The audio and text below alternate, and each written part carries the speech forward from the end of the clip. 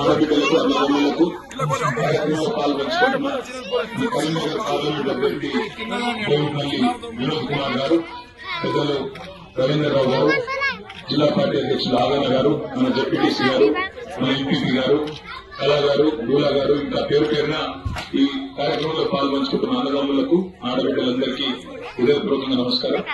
నేను గుడి పెట్టిన అంటే ఏదో చిన్న కట్టింది అనుకున్నా, చాలా గొప్ప కట్టింది, చాలా ప్రమాణం ఉన్నది. అందరికీ కూడా హృదయపూర్వకంగా అభినందనలు.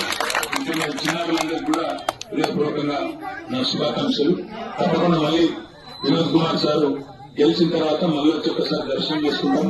తప్పకుండా ఆలయాన్ని కూడా తన వంతుగా నా వంతుగా కూడా తప్పకుండా సాయం చేస్తానని కూడా తెలియజేస్తూ అందరికీ కూడా హృదయపూర్వకంగా ధన్యవాదాలు, నమస్కారాలు.